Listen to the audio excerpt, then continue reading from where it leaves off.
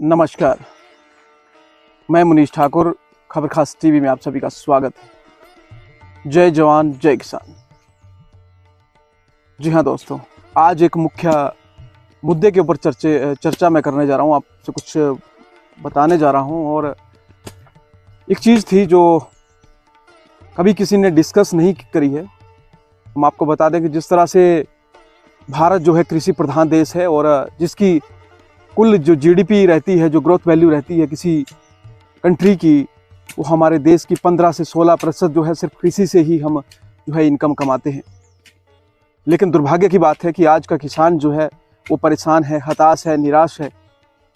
क्योंकि किसान भले ही कितनी भी मेहनत कर ले, लेकिन जितनी वो मेहनत करता है उतना उसको कुछ मिलता नहीं है। ये आप सभी लोग भली भांति जानते हैं।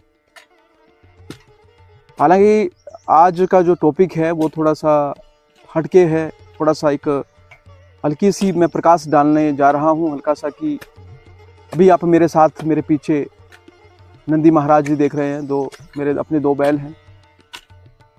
और ये जो चीज़ें हैं अब बहुत कम रह गई है पूरे समाज में। आज का वीडियो बनाने का और आप सभी को दिखाने का एक मुख्य उद्देश्य है, जिस तरह से आप निरंतर रोजाना देखते होंगे खबरों के माध्यम से, सड़कों में और कहाँ न कहाँ जो आवारा और लावारिस जो गौवंश है आज परेशान है।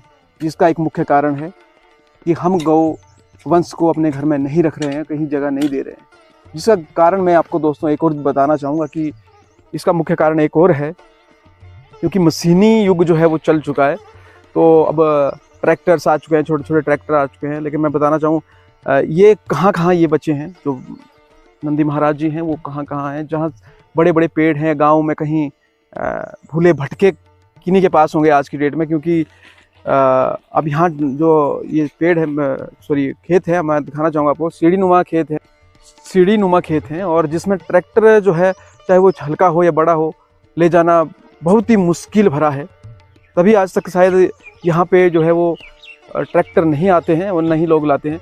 लेकिन मेरा मुद्दा ये भी नहीं है ट्रैक्टर को आपको बताने का कि ट्रैक्टर क्यों नहीं है या यहाँ पे बैल क्यों नहीं है।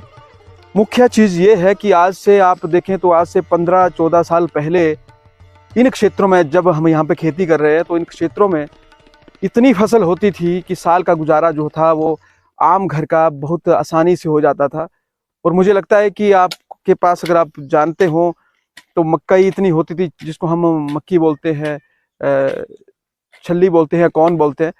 तो वो इतनी हुआ करती थी कि घर में जगह नहीं होती रखने के लिए। और वैसे ही अलग अलग है, धान की फसल है या अन्य जिस तरह की जो मौसमी फसलें हैं, वो इतनी हुआ करती थी कि मतलब पर्याप्त था किसी परिवार को भरण पोषण जो था उस किसी परिवार का। मुद्दा ये भी है कि जिस तरह से आप खबरों के माध्यम से कुछ दिनों से देख रहे हैं कि हिमाचल में भी जो है वो नकली चावल, प्लास्टिक के चावल कुछ इस तरह से आ रहे हैं।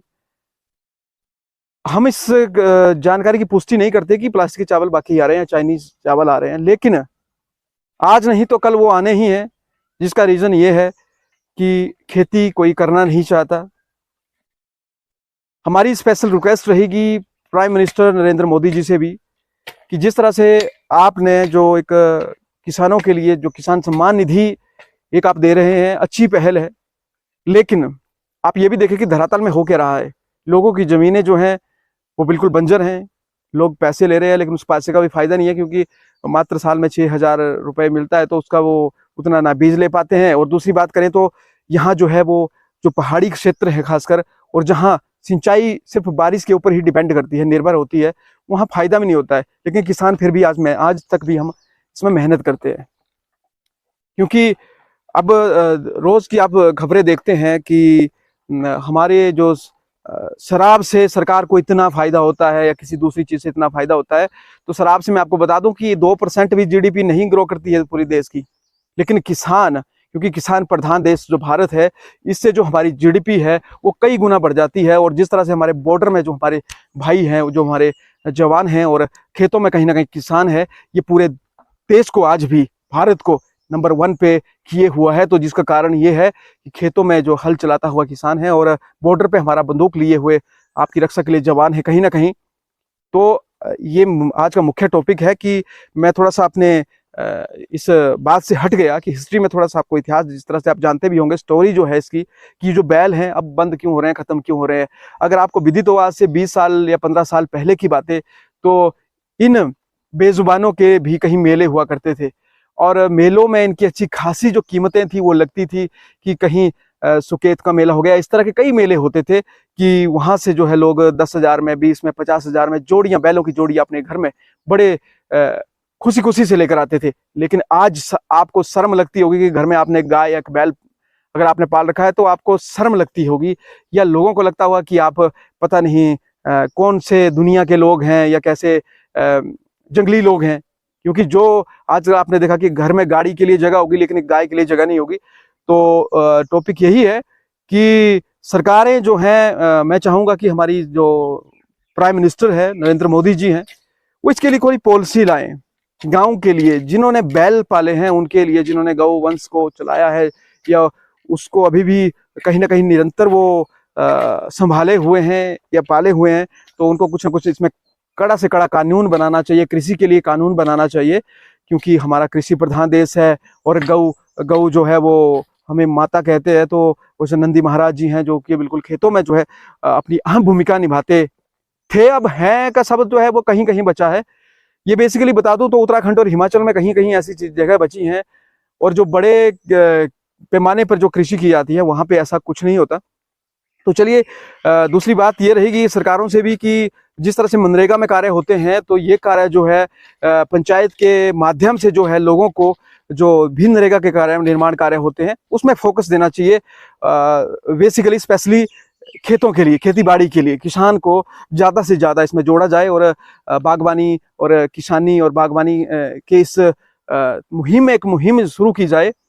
तो यदि आप लोग सहमत हैं तो जरूर इस वीडियो को आप शेयर करें, और आपका कोई फीडबैक हो या कोई अहम जानकारी आपके पास हो तो हमारे नंबर पर व्हाट्सएप जरूर करें। और हम आपको बता दें कि जो ये खबर है, खबर का इतना ही मतलब है कि सरकारें अगर इसमें पॉलिसियां बनाती हैं, जिस तरह से सड़कों में हम देखते हैं निरंतर गौवंश जो है वो आवारा या फिर हम कहें तो बेसहारा घूम रहे होते हैं, जिन्हें खाना पानी नहीं मिलता। तो यदि पॉलिसी बनती है, कुछ ना कुछ इसके ऊपर पॉलिसी बनती है, सरकार बनाती है या हमारे जो केंद्र सरकार है या राज्य सरकारें हैं वो इसमें कोई पॉलिसी बनाती है, तो आने वाले समय में मैं कहूँ तो अगर आपको एक भी गौवंश कहीं मिलेगा तो आप कहिएगा, क्योंकि सरकारें भी इनको कहीं रख नहीं सकती हैं।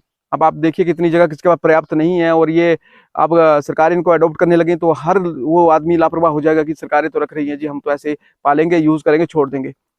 तो ये नहीं होना चाहिए, कुछ स्पेशली पॉलिसी बननी चाहिए और कुछ कड़े नियम बनने चाहिए कानून कृषि के ऊपर। क्योंकि आज मैं कहूँ मैं किसान का बेटा हूँ या मैं किसान हूँ, तो कहीं ना कहीं जो अपने आप को हाई प्रोफाइल के लोग समझते हैं वो खुद को ऐसा मानते हैं कि ये आदमी हमारे साथ उठने बैठने लायक नहीं है। आज का वीडियो बनाने का मतलब यही मकसद है कि आपको दिखाएं कि हम इसके अलावा भी कुछ कर सकते हैं अपने समाज के लिए, अपने आप के लिए, और कुछ मैसेज दे सकते हैं प्रेरणादायक।